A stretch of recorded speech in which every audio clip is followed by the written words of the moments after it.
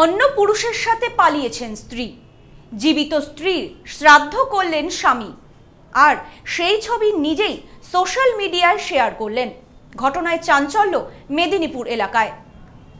পরপুরুষের সাথে ঘর ছেড়েছেন স্ত্রী, 4 বছরের ছেলেকে দিয়ে জীবিত স্ত্রীর শ্রাদ্ধ করালেন স্বামী।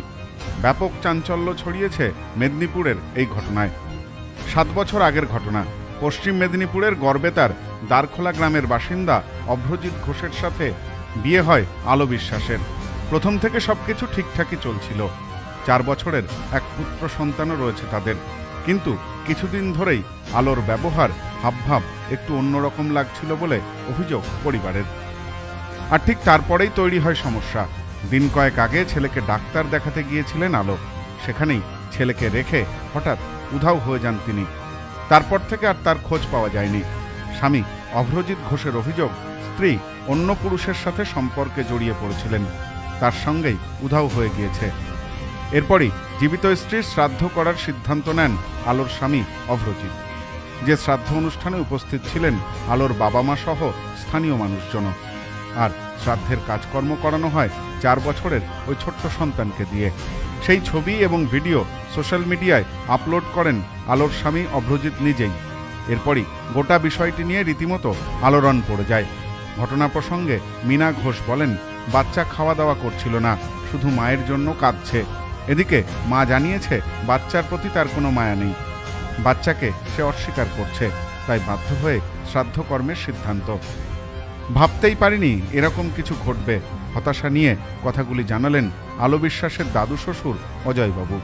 তিনি বলেন, এই জিনিসটা তো ঘটবে, সব থেকে বড় কথা বাচ্চাটার জন্য ভিতর গুড়গুড় করে। তো আমি অবাক হয়ে আছি। আমার 77-78 বছর বয়স, তো এই প্রথম আমি দেখলাম আমার জ্ঞানে।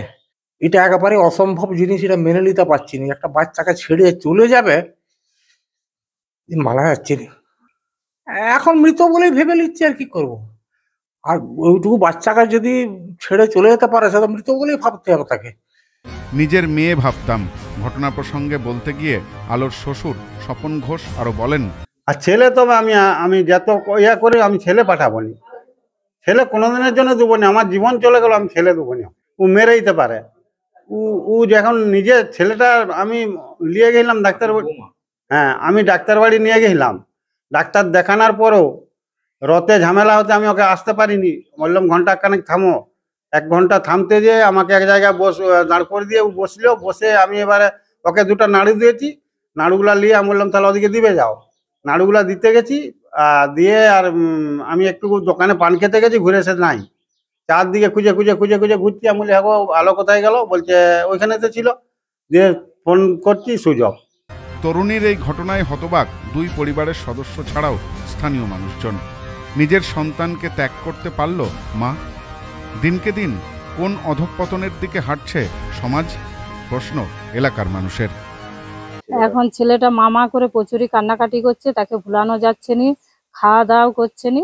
আর সেই জন্য আমাদের বাড়ি থেকে সিদ্ধান্ত নিতে হলো যে একটা কিছু করতে হবে। সেই জন্য আমরা শ্রাদ্ধ শান্তি তাকে দিয়ে করিয়ে দিলাম, যাতে ও বোঝে, যে জানে যে আমার মা নাই, আসবে না, মারা গেছে। হ্যাঁ, একটা ছেলের সাথে চলে গেছে, সেখানে আমরা গেছিলাম, সে ফিরবে না, কোনো ছেলের প্রতি দাবি নাই, সে লিখে দিয়েছে।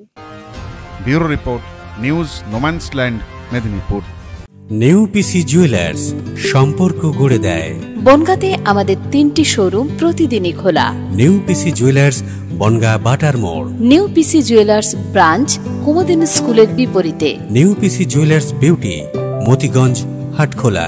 আমাদের এখানে সোনা কিনুন পেপারের দামে।